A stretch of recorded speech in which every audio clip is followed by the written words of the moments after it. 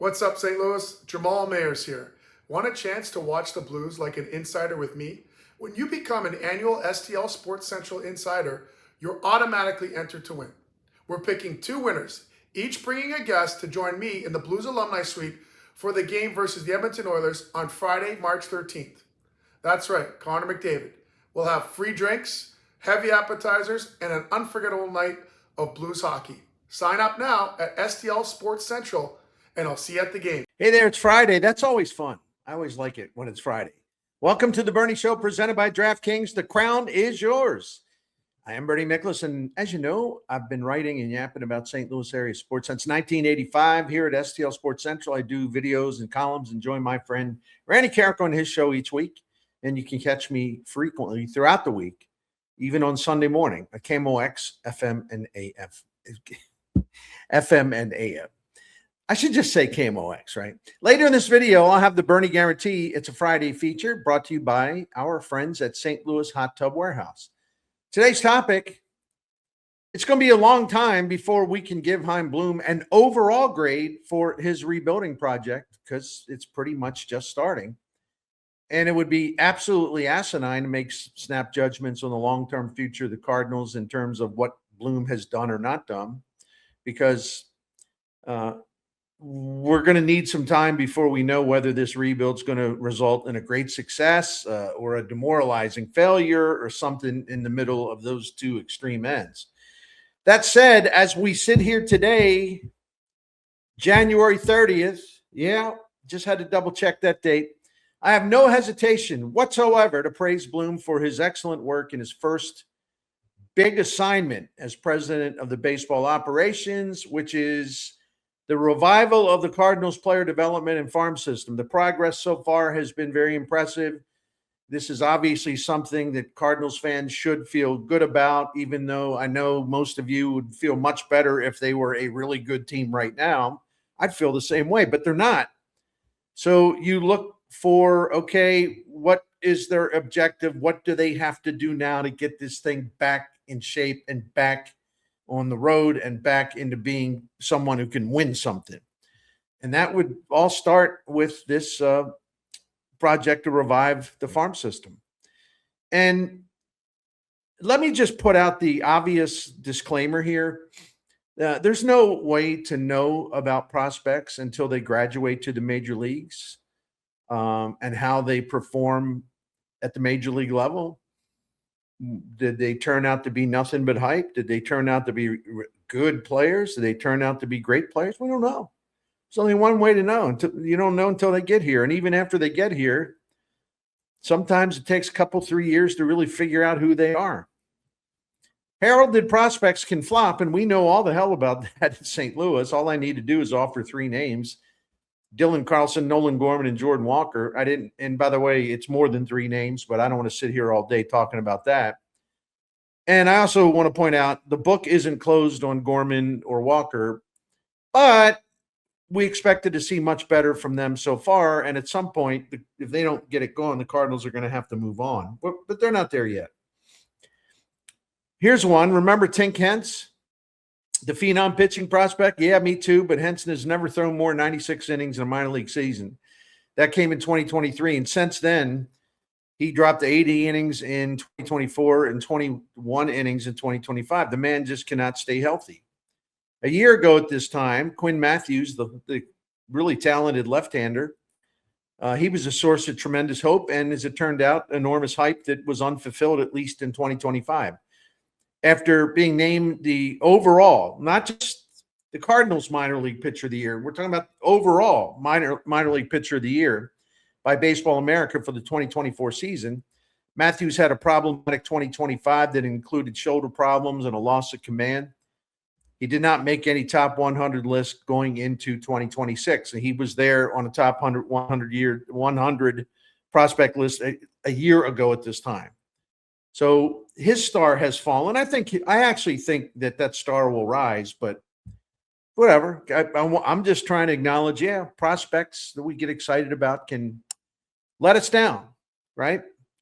And there are many other examples of this. And so we all talk about, including me, potential. Okay, and that's good. But I remember something, as Indiana football was going through the last 2 years, there was a miracle, and finally, it resulted in national championship this season. Curt Cignetti, their coach, said it over and over again when people were saying, like, well, you got all those James Madison players that you brought to Indiana, and you don't have a lot of like 4-star or 5-star recruits. And, in other words, what's up, dude?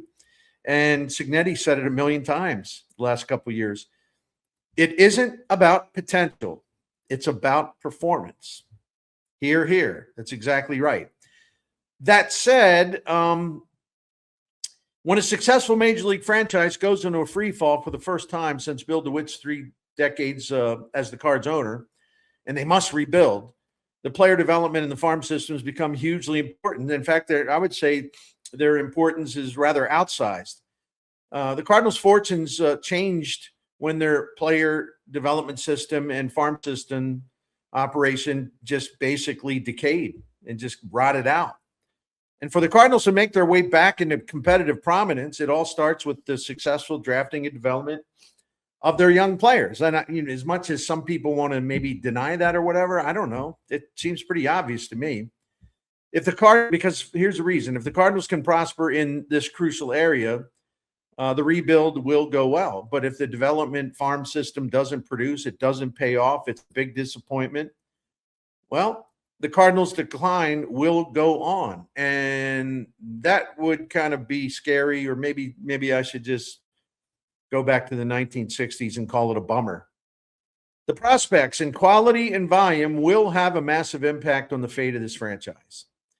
There's really, before I start talking about the good things going on, there's nothing wrong with noting what independent prospect evaluators are saying about the Cardinals and the Cardinals' quick and dramatic progress in such a vital area. And these independent evaluators have been really positive about what Bloom and his new hires have done so far in a pretty short time. And when I return for my second segment, I'm going to go into some of the details that provide encouragement, well, at least for me, and some early optimism. Before that, I want to take a little bit of time to talk about DraftKings Sportsbook and the upcoming Super Bowl 60 matchup that puts the Seahawks against the Patriots. Super Bowl 60 deserves a sportsbook built for this big moment, and DraftKings Sportsbook is that. DraftKings Sportsbook is an official sports betting partner of Super Bowl 60 and will put you right in the center of the action for the biggest game of the year. Anything can happen in any game, and anything can happen in the Super Bowl. So DraftKings has got your back with the early exit. What is that? Well, if a player goes down in the first half, you still get paid out in cash immediately once your bet settles. No bonuses, no bonus bets, no waiting, no worries. That's in regard to player props, right? So that's pretty cool of DraftKings to do this. During the NFL playoffs, I've been offering an observation each video, taking a look at some stuff. Let me go to what today's thing I have for you. According to TeamRankings.com, Seattle played the fourth most difficult regular season schedule in the league this year. New England played the easiest regular season schedule in the NFL. So this pretty large discrepancy in strength of schedule is one of the reasons, obviously, why Seattle is a 4.5-point favorite to win the Super Bowl.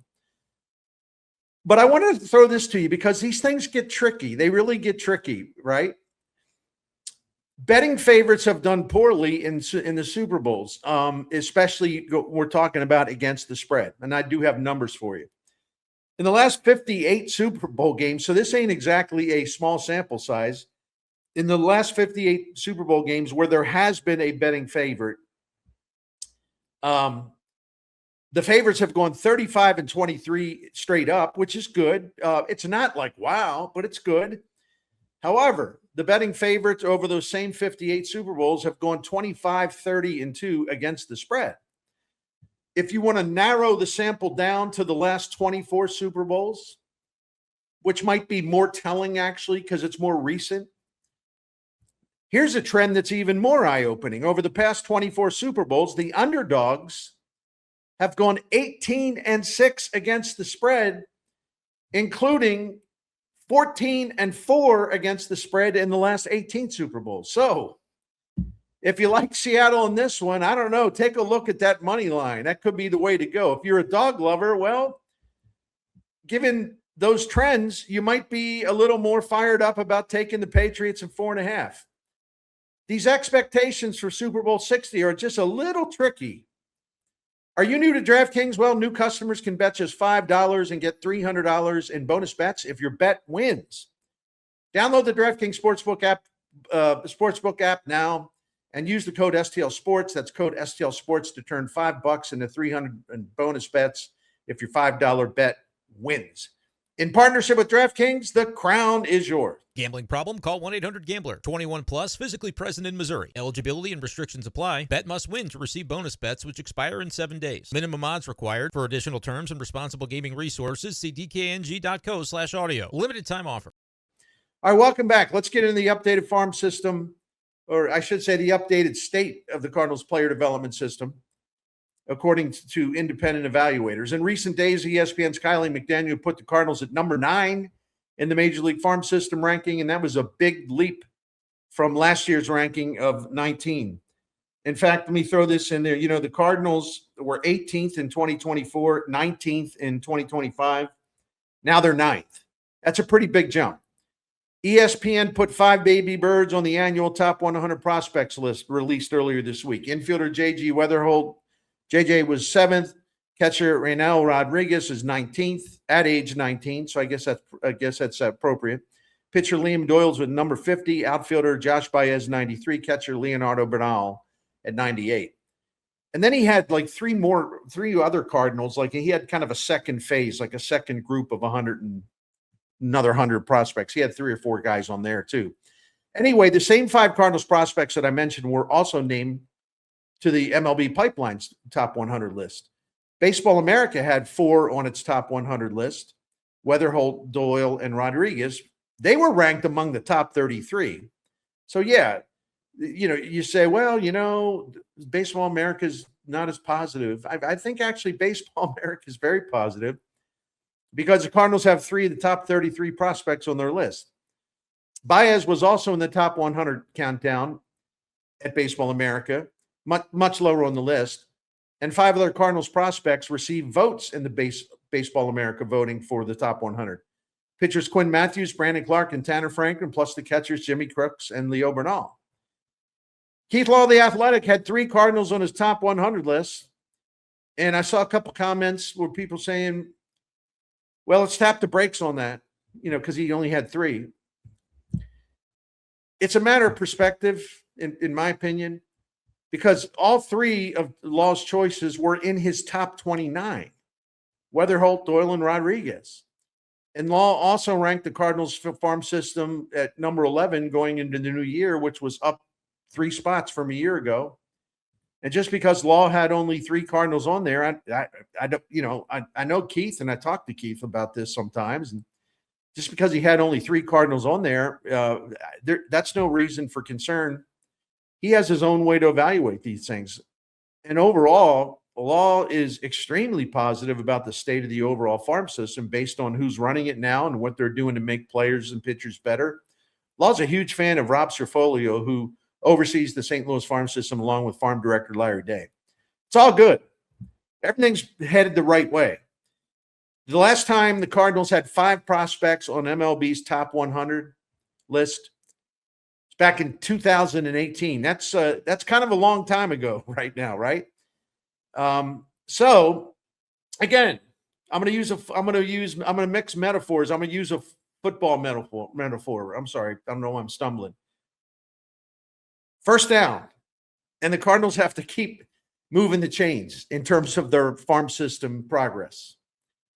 In my third, actually, it would be my third segment. I'm going to tell you about what Baseball America said this week specifically about the Cardinals farm system. I'm assuming if you like positives, this will make you happy. But first, I want to tackle the Bernie Guarantee brought to you by St. Louis Hot Tub Warehouse. My friends, when you buy a hot tub, you want value that lasts. And at St. Louis Hot Tub Warehouse, their low overhead means premium American-made products, priced better than the competition, and the best price guarantee in town. They'll beat any local dealer on a comparable model. with over 38 years in business. I think we can say 39 years in business and 400 plus 5-star reviews. You can trust that St. Louis Hot Tub Warehouse will be there to service your spa long after the sale. Andrew and his team are outstanding. St. Louis Hot Tub Warehouse, highest quality, best price. For more info, take a look around at besthot-tub-prices.com today. All right, here's the Bernie guarantee, and this one's a little tricky because I definitely believe St. Louis U will beat Dayton Friday night tonight at Chaifetz Arena. But I kind of wanted to make it more difficult on myself. I don't want it's anybody can pick the easy ones. And by the way, you never assume somebody's going to win a game like 100% of the time because that doesn't happen. Although SLU is on a roll. But I wanted to make the challenge more difficult by using the point spread in this game and having to make a decision of whether the Billikens can cover the spread, which is 10.5 points as the favorite at DraftKings. SLU is 20-1 on the season and comes in with a 14-game winning streak. Dayton has been struggling a little bit, 14-7 overall, but they've lost 3 in a row. They had one game recently where they were down like 33-8 or something at the beginning of the game. The Flyers generally play solid defense, but they struggle offensively. The Billikens are one of the best teams in the nation at both ends of the floor in terms of their own effective field goal percentage and how they limit the other team's shooting effectiveness. Billikens are number 1 on the offensive end of that. And they are, number 4 on the offensive end of that, and number 1 in the nation among Division I teams by holding their opponents to an effective field goal percentage of 42%. That's a huge gap. SLU didn't play well Tuesday at home against George Washington, but they toughed it out, they gutted it out, and they had a close call victory. But that doesn't give me doubt about them. That actually makes me more firm in believing this is a really good team. And them having played that poorly by their standards the other night, I really expect them. That means they're going to play much better against Dayton tonight. The Ken Palm project. Man, I cannot talk all of a sudden. Wake up. I am up. Problem is I wake up too early. Anyway, the Ken Palm projection model gives SLU a win probability of 88% in this game. And the projection model has the Billikens winning 81-68. So I will take SLU to cover the 10.5. So far, my record in Bernie guarantees is 11-5. All right, final segment. The Cardinals have come a long way in a short time in their quest to make their player development and farm system great again with generous financial support from ownership. Bloom and Rob Cerfolio and Larry Day and a small army of other new hires are transforming an area that absolutely was suffering from neglect. And the folks who track prospects for a living are impressed by what's going on in St. Louis. So I wanted to read some comments to you made by Jeff Ponce on a Baseball America podcast that dropped earlier this week. It was the entire episode. So go to Baseball America and check it out. I know it's also available on Spotify and some other places. They did a deep dive into the Cardinals prospects outlook, just only on the Cardinals. All right, let me give you 3 quotes from Ponce. This is the headliner quote. Ponce said this, and I quote, "It's an interesting farm system from top to bottom. I would argue it's probably, at least in my experience here, probably the best system I've ever written up for the prospect handbook." Okay, I'll take that. Here's a second observation from Ponce, and again, I quote, "I think this is a higher upside Cardinal system. I think the players that are in the system have higher floors than the guys that we were talking about in the past. And I think as we get down the list, there's a lot more upside in terms of the pitching that we've seen compared to the last 10 years, at least in terms of the Cardinals draft approach and philosophy." Ponce continued, speaking of the Cardinals' much improved pitching depth and the Cardinals' philosophical emphasis on bringing pitchers, drafting them, trading for them, who throw a lot harder and roll up higher strikeout rates, simply because it's a good way to pitch as well. I mean, if you're getting ground balls, great, but you can't. Games change so much, you got to have a lot of swing and miss. Ponce said, and I quote, "There's some legit stuff." And when he says stuff, he means just nasty pitching, right? quote, there's some legit stuff now. And I think that's something high end that Bloom had first with the Red Sox and now with the Cardinals. It's kind of becoming a signature, a little bit, of his system. Third quote from Ponce, and here we go. The quote is, hey, they've backfilled with a ton of good trades at the trade deadline. They've added a lot of depth within this organization. They drafted well last year and this year. They've had some breakouts with guys like Josh Baez. And I think, Ponce concluded, that has really taken this system to another stratosphere. As I mentioned previously, Ponce at Baseball America said the Cardinals had the most improved farm system in 2025. Baseball America ain't alone. Near the end of the 2025 regular season, as I've told you a few times, Fangraphs put the Cardinals at number one in their prospect rankings, although at last check, and they constantly update it. The last check, basically, the Cardinals and Pirates were tied for first, but still. So I'm, in conclusion, or to wrap this baby up, I'm looking forward to seeing if the Cardinals can continue this momentum with their player development and young players getting better at the minor league level and getting closer to St. Louis. Got to keep that momentum going. Not much is at stake here, right? Well, maybe. No, not much is at stake. Well, except for the future of the Cardinals and whether they can reverse a trend that took them from being a consistent winner and a championship contender to becoming a dull, bland, uninspiring, also ran out of star players, and a franchise that has lost nearly 1 million tickets sold to home games since the end of 2023.